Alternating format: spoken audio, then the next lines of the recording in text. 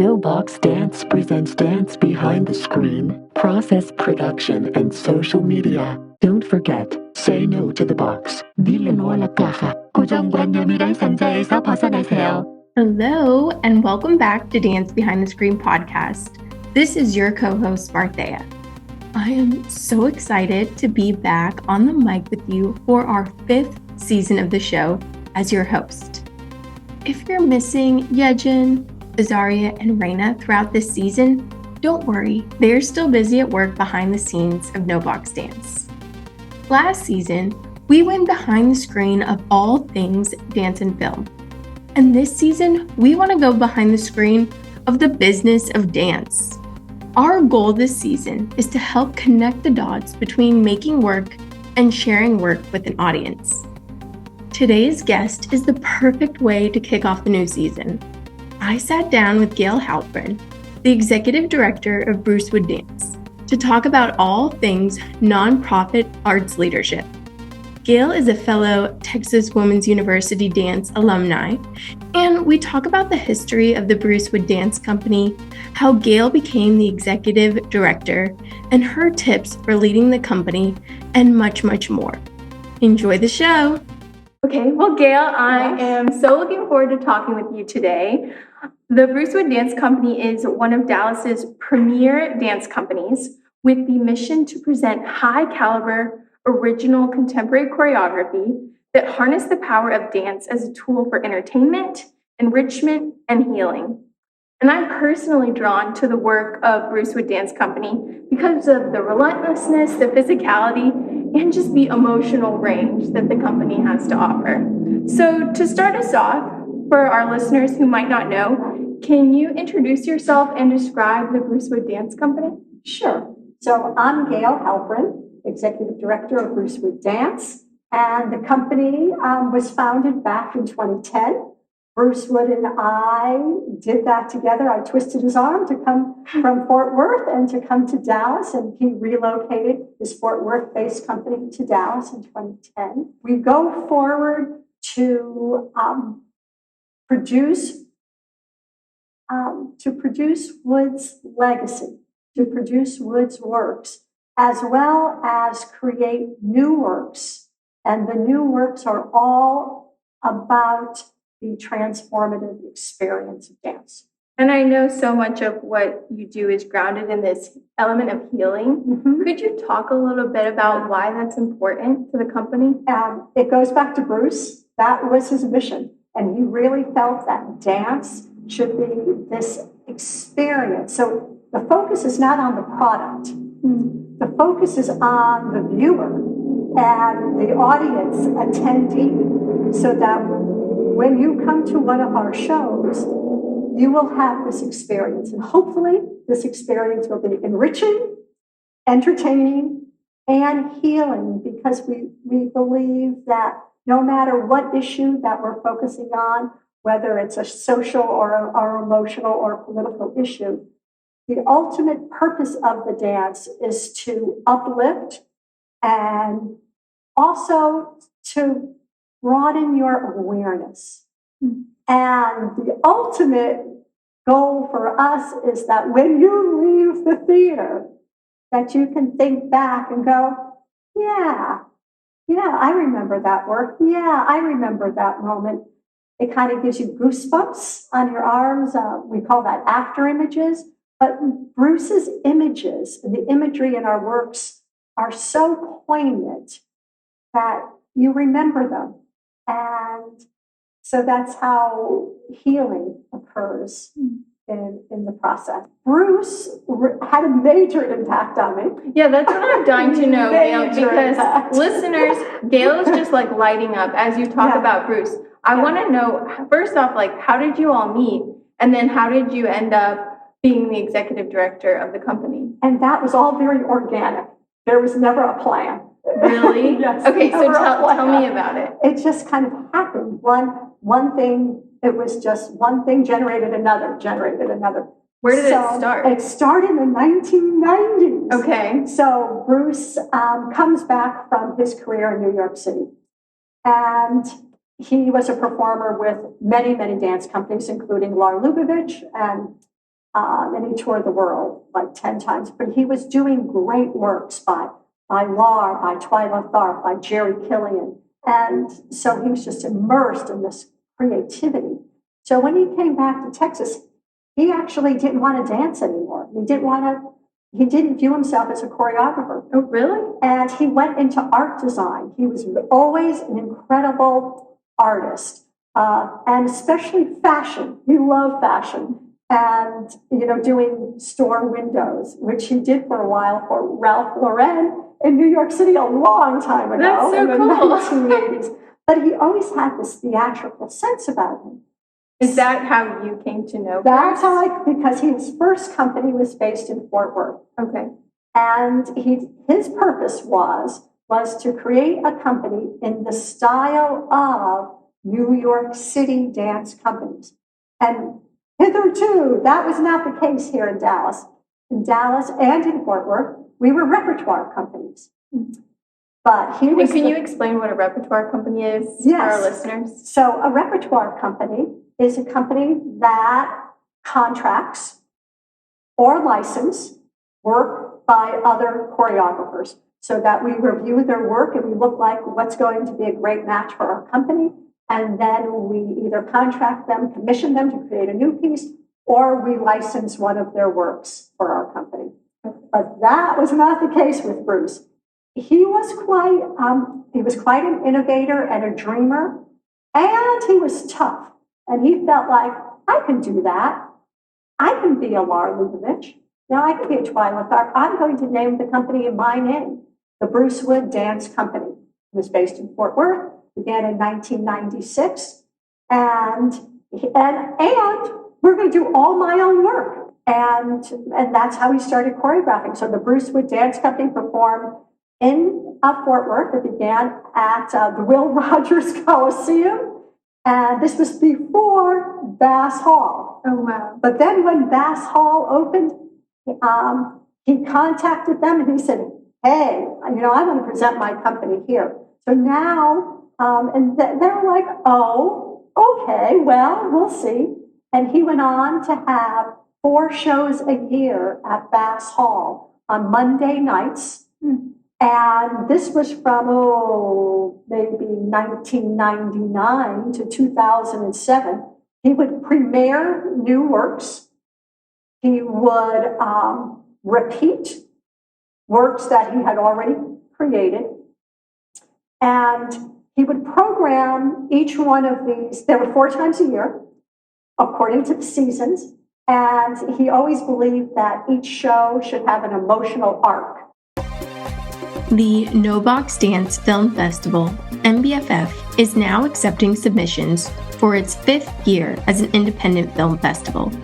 NBFF seeks dance-related films that challenge the possibilities of what dance can look like in video form. NBFF has 4 categories for submissions: short series, general, documentaries, and kids. For more information on how to apply, visit filmfreeway.com/KNOW Dance Film Festival. Where were you at this time to paint a picture for us? I had just had my second child, so I was teaching dance. I was an assistant professor of dance at Texas Women's University. Yay! Shout out to TWU alumni. And then around 1995, when I had my second son, I realized I couldn't be the super mom or the super professional any longer. And I couldn't do it. And I wanted to do it. And I just was short-circuited. So I resigned from teaching and became a mom.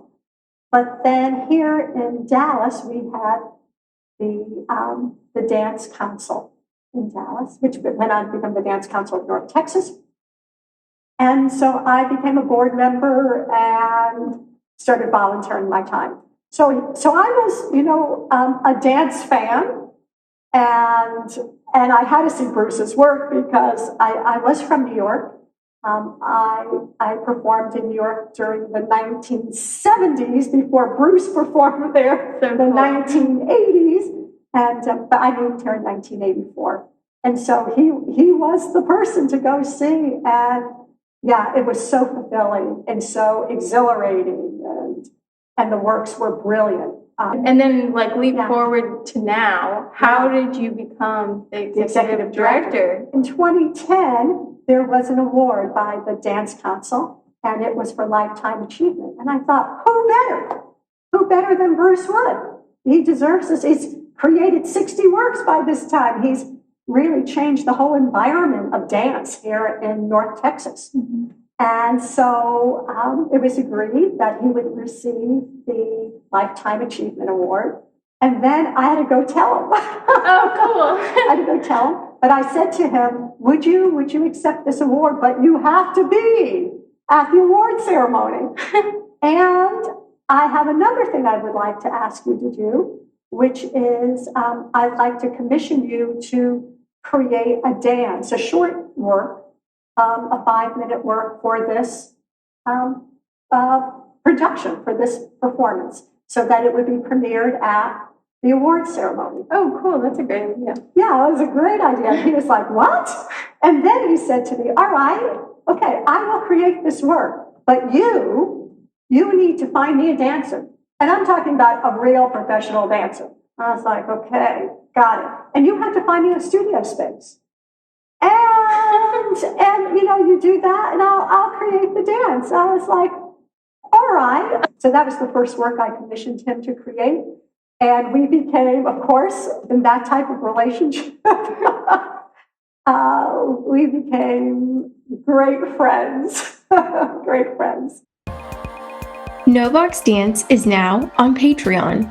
Gain access to our community resources, early access to Dance Behind the Screen podcast episodes like this one, membership in our creative book club, personalized dance film feedback, and more. Visit patreon.com/KNOWBOXDance to select the membership level that is right for you.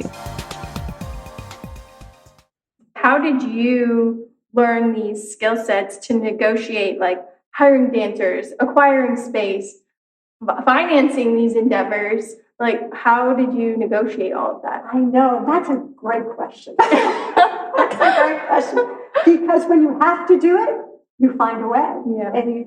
And being in the dance community here in Dallas, as I said before, everyone helps each other and everyone knows each other. And being at the Dance Council, I knew everyone. Mm-hmm. And I was producing the outdoor festival. So I knew all the dance teachers, but finding space was the most difficult. And because, as Bruce always said, you can't have a professional company really until you can rehearse 5 days a week at a specific time. Mm-hmm. Whether it's from 10 to 3, 10 to 5, consistency. And you're not jumping from one studio to another. And the first year we had to do that. And we didn't have a space. And between Booker T. Washington, SMU, and Jacqueline Porter, the Dallas Conservatory, so helpful in allowing us to use their spaces. And then, of course, we had a board of directors. We put together a board of directors who have been so generous and so passionate from the get-go. Like, without this group they're really investors.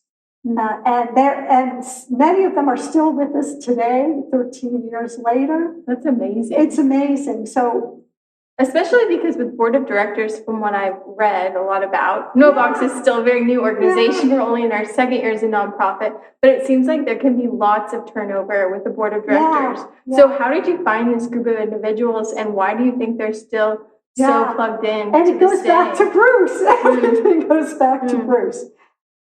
They knew Bruce from the 1990s, going to his shows. I mean, we all shared that.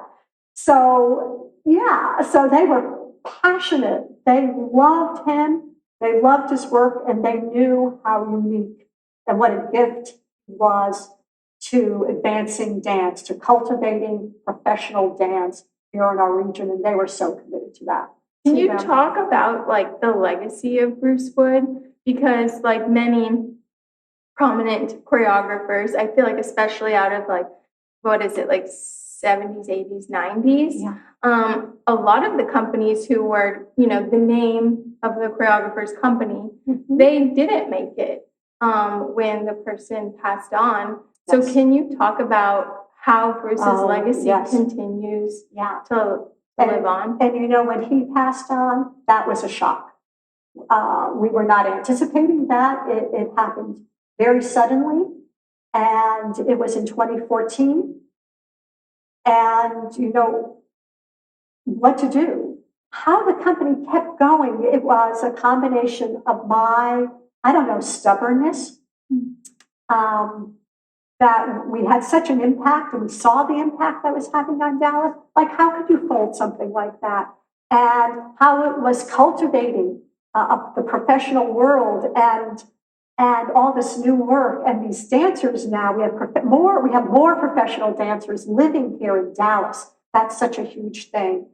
And I just learned to be an executive director organically, which I don't recommend. I make a lot of mistakes that way.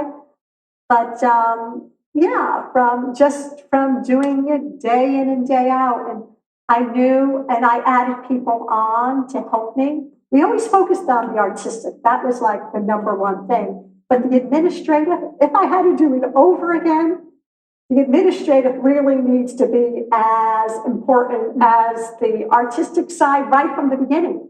But that's not how dancers work. But dancers I feel dancers and need to look at it from more of a business point of view rather than a passion point of view. And so, but from the passion point of view, I can tell you, it made it, you learn on the fly. Well, Gayle, I think that's something that at NoVox we feel really passionate about is prioritizing the business point of view because of our own experience trying to just figure it out for the past couple of years. And we're realizing how important understanding the business side of things actually is. And that's what we're hoping in this season of our podcast to really dig into that. So now I'd kind of like to switch gears and talk a little bit more about the business side of Bruce Wood Dance. So could you kind of describe your role as executive director and what you're responsible for? Oh my God, I'm responsible for everything. Everything ultimately comes down to me. And, you know, whatever mistakes, they're my mistakes, you know, it's just because, but I have learned now, as you just said, to prioritize, to structure, to be timely, to have mega calendars, to visit those calendars and revisit them. And so you need a structure, and you have to put a structure in place. You just can't let it have an organic sense to it. And could you talk about maybe like one or two tips you have for managing people? Because as you said, you're managing so many people at this point. Yeah, you need a great staff. Our artistic director and rehearsal director do a phenomenal job. I have to say the company under Joy and Matt's leadership in terms of organization, and now we're doing more shows than we ever have. We're licensing works by Laura Lubavitch. We have all these new works that we create. The rehearsal process is highly organized. The dancers know exactly what they're doing each week to the hour. And so that runs smoothly.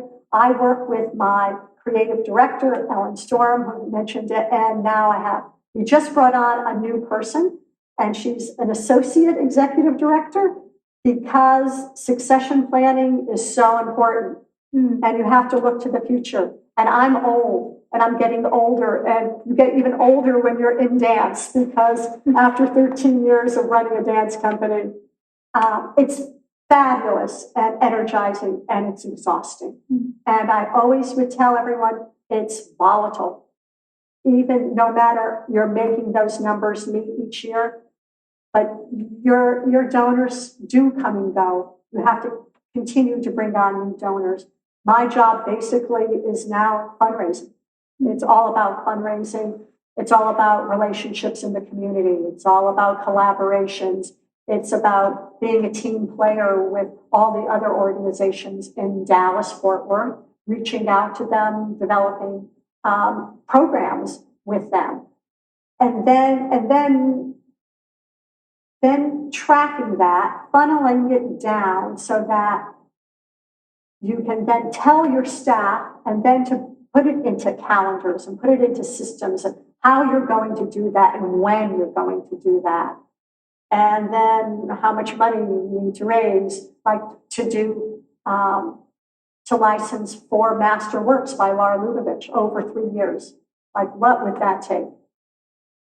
And yeah, so it's basically crunching a lot of numbers and making sure all the pieces kind of fit together in one cohesive way. Yeah. And and as I tell everyone, it's messy.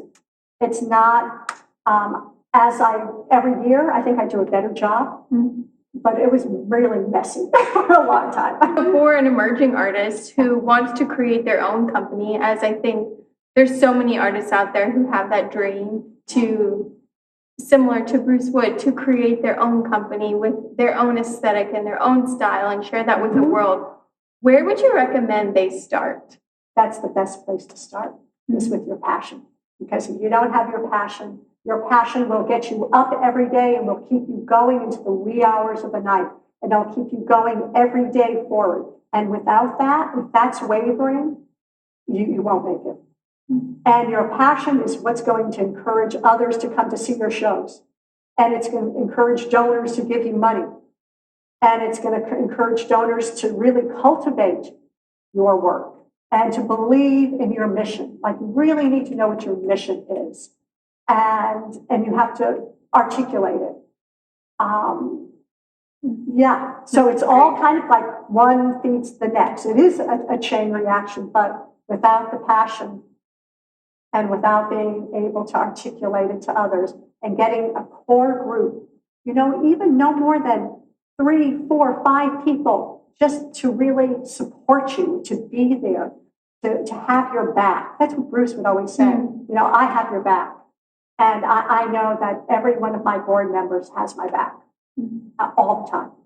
That's really great advice, especially because if you are starting a company and you choose to go the nonprofit route, figuring out how to build your board can be tricky, especially because you might want people with like different background, finance background, business background, things like that. But ultimately, I love the advice that you just shared, that do they actually have your back and believe in what you're doing? Yeah, and what you just said is so important. You need them from all those different careers to help you, especially finance and marketing and grant writing and development. The list goes on. So you've worn many hats in the dance world, as we've talked about today: a performer, educator, advocate, philanthropist, executive director, board member, and more. So I'm wondering, can you talk about a time where the team you worked with was successful in achieving their goal, and why? That, though, is kind of hard to point to because I only have really good memories. I don't know if I erased the bad ones. But like, for instance, the Dance Council of North Texas, when I look back and see all the shows that we did and the importance of the Dance Planet Festival and how that just created opportunities for dancers from age 5 to 95 and made dance accessible. I mean, that was before inclusive became a thing. We were doing that back. And the first Dance Planet that I produced was in 1997. And I grew up going to Dance Planet too with my ballet studios. Yeah. So I think it's really, but everyone has always had this passion, but they have all been ultimately dancers at heart. But they learned how to all become producers and business people and to share that knowledge with each other. I keep going back to being reasonable, but you got to be passionate. So that's a hard balance to find, but you definitely need both.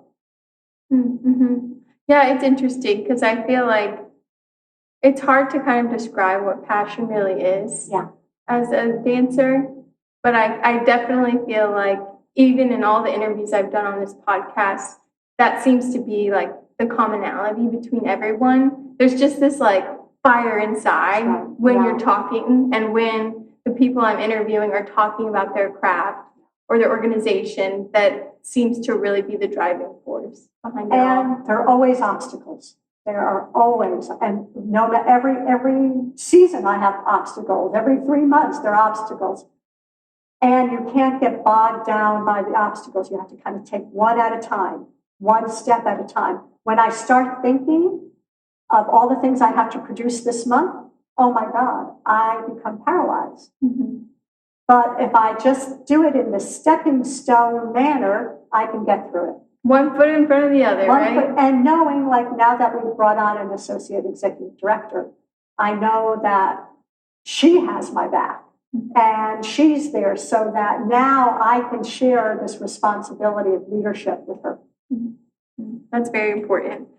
That delegation. Yeah, delegation. And I'm not Which a good is so hard. delegator. Me either, Gayle, but I'm trying really hard. Me too. What advice do you have for dancers who are leading their own company? Yeah, and that's the hardest thing. And that's what Bruce made me much more aware of. Because his first company, he did it all. He was the artistic director. He choreographed all the dances. He was fundraising. Mm-hmm. He was meeting for lunch and dinner. And that's raising money. That's very common, I feel like. That's what everyone has to do. And eventually, Bruce short-circuited. You know, he couldn't do it anymore. His first company folded. And it's hard when the first few years, although they're challenging, are not as hard. It gets harder. Year 6, year 7, great. year 8. Something to look forward to. And then it just gets really hard. By the time you're in year 13, where we are now, I mean, it gets harder every year. And you have more responsibility. You're liable for more things. Exactly. Mm-hmm. And so that just continues to mount. And that's where you so need staff. You so need to manage. And you need to pull back. And so, but you have to start being the person who does everything. But eventually, you really have to begin to spread it out, and you have to delegate, and you have to bring on others to help you. You cannot do everything all the time. Like, when is that point to start bringing people on? Yeah, when you get to that breaking point. Yeah. And in dance, we have a high endurance for pain. We do, right? You can just keep pushing and pushing, and then it's like, oh shit, I really should have maybe a few steps back. That's right, exactly. Yeah. And I should have done, some of the things I've done a few years ago. Mm-hmm. But you get to a breaking point, and that's when dancers will finally, I feel I'm still a dancer, and that I still have that mindset where I should have asked for help as an executive director years ago, 3 years ago. But when I realized I needed to bring on an associate executive director, I knew I could not continue at the same pace and what's required, and for the company to grow and to mature. I want to go ahead and conclude with our questions from the No Box Dance Archive. Yeah. Do you think social media is influencing the dance world? And if so, does it influence the work you do or the work of Bruce Wood Dance? Yes, and yes. Because you have to stay in the know. No, I didn't mean to say that. But you have to be in the know of what's happening around you. And because artists are posting their clips on Instagram, especially, we find a number of choreographers who we commission to create new works. Through social media? We start seeing their stuff on social media. How do you say no to the box? This is our tagline and here. I love that, because I think one should live outside the box all the time. However, as we were talking about managing in systems, you have to be kind of in the box at the same time. But, during the pandemic, what did they always say? People were saying, yeah, I'm pivoting. Mm-hmm. Dancers, we know how to pivot. We know how to change course at a flash. And we know how to come up with a different strategy at a flash. And like, oh, we can't produce inside anymore. No problem. We can now switch to film. Mm-hmm. We never created for film before. We can do it. And you did it. And yeah. we did it. Yeah. And we do it. So I think those creative and critical thinking skills of thinking outside the box are extremely important. To conclude, we have our Flash 4 segment where we ask all our guests to answer 4 questions in a flash. Okay. Are you ready? All right. Okay. If you had to recommend a resource to our audience, what would it be? It could be a book, a podcast, someone to follow, other than your own. Okay, I'm going to say just Instagram. Instagram. I think so many great things are on Instagram. Go see whatever someone is creating. And it doesn't have to be dance. It could be cooking. It could be sewing. It could be visual art. See what's going on. So Instagram. Love it. What was the first dance you saw? The Nutcracker. And I still go see the Nutcracker. Yeah, 60 years later. That's awesome. Do you think social media has a positive influence on the dance world? Yes or no? Oh, definitely yes, by all means. What is your favorite social media platform? Instagram. Is there anything that we haven't talked about today that you just want to be sure to share with our listeners? Oh, follow your dreams. You know, and if your dream is to have a dance company, do it. Do it. The challenges are great, but it's well worth it. You know, follow your dreams. That's so special. Well, Gayle, Brucewood Dance has many exciting events coming in 2023, including the spring season, the 13th anniversary gala and performance, and many more exciting things. Can you tell our listeners more about how they can attend and stay connected with Brucewood Dance? Okay, so definitely go to brucewooddance.org online for all our events. Upcoming, though, we have a really cool event, which is an outdoor free festival. It's an arts festival. It's the Dallas Spring Arts Festival at Clyde Warren Park. Definitely go. I've been, I think, the past couple of years, and I love it. And this is on April 8th from 1 to 5. And it's not just dance. We have poets and visual artists and singers and musicians. So it's a wonderful afternoon of arts entertainment. And then we have this big gala featuring a once-in-a-lifetime all Lar Lubavitch program on April 29th, which is our gala. And the first time we're doing our gala at Moody Performance Hall. So that's now a big challenge for us, is producing it there. And then our we finished the season in June with Grace. And Joy Bollinger is creating a new work, and she has created many new works. I didn't talk too much about her, but she's following in Bruce's footsteps, and she is a beautiful, very insightful choreographer who's been getting more work outside of Brucewood Dance as well, and her pieces are just emotionally riveting. And we'll have to have Joy on the podcast. Yeah, we'll have to have Joy at some point. Yeah. Well, thank you so much, Gayle, for coming on. I feel like this was such a wonderful conversation. I personally learned so much, and I'm excited to be a better managing director for No Box after this conversation. And I just loved learning more about you and Brucewood Dance. So thank you, Gayle. You're welcome. My pleasure. Thank you. Dance Behind the Screen podcast is produced by No Box Dance, an art service organization that creates, collaborates, and discusses art with artists and the public. Dance Behind the Screen podcast is co-hosted by Azaria Hogans, Raina Mondragon, Martheya Nygaard, and Yejin Choi, with sound designed by Daniel Rosas. Thanks for taking your time to tune into Dance Behind the Screen, a bi-monthly interview series where we go behind the screen to question process, product, and social media. Be sure to follow us on social media at KNOW Box Dance. See you next time, and don't forget to say no to the box.